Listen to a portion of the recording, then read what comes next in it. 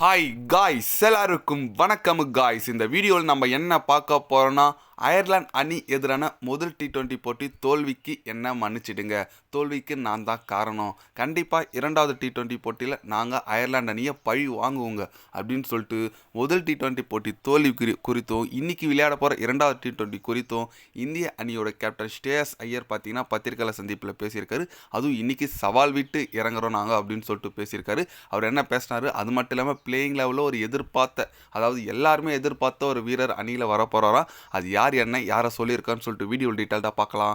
அதுக்கு முன்னே நீங்கள் நம்ம சேனலுக்கு புதுசாக வந்திருந்தீங்கன்னா ஒரே ஒரு சப்ஸ்கிரைப் மட்டும் பண்ணிட்டு வாங்க, வீடியோக்குள்ளே போகலாம். ஆமாங்க, முதல் T20 போட்டியில் 34 ரன் வித்தியாசத்தில் இந்திய அணி படும் தோல்வி அடைஞ்சாங்க, அதுவும் அயர்லாந்து அணி எதிராக.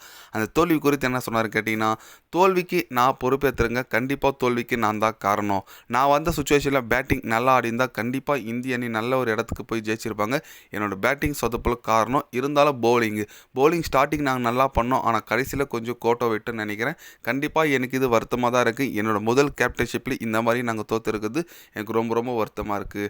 இருந்தாலும் பரவாயில்லைங்க, அடுத்த போட்டி இன்றைக்கி விளையாடுறாங்க, ரெண்டாவது T20 போட்டி. இன்றைக்கி கண்டிப்பாக ஜெயிச்சு இந்த சீரீஸை லெவல் பண்ணுவோம், ஆனால் சீரீஸை தோக்க மாட்டேங்க. நீங்கள் வேணால் பொறுத்து வந்து பாருங்கள், இது என்னுடைய சவாலாக கூட நீங்கள் எடுத்துக்கங்க.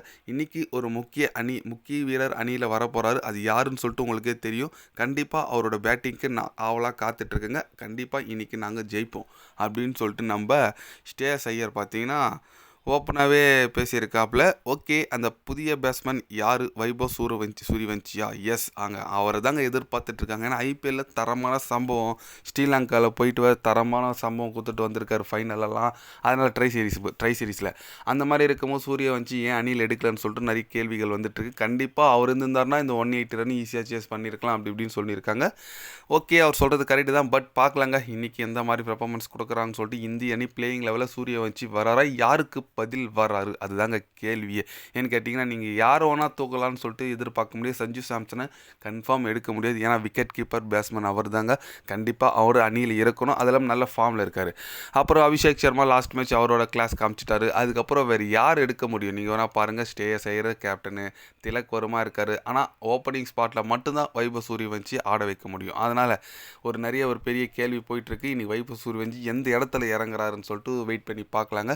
நீங்கள் சொல்லுங்கள், நம்ம இந்திய அணி இந்த மாதிரி ஒரு சொதப்பலான பர்ஃபார்மன்ஸ் முதல் T20 போட்டியில் கொடுத்துருக்காங்க. இரண்டாவது T20 போட்டியில் எந்த மாதிரி பிளேயிங் லெவல் போகணும், உங்களோட கருத்துக்கள் என்னன்னு சொல்லிட்டு மறக்காமல் கமெண்டில் கொஞ்சம் சொல்லுங்கள்.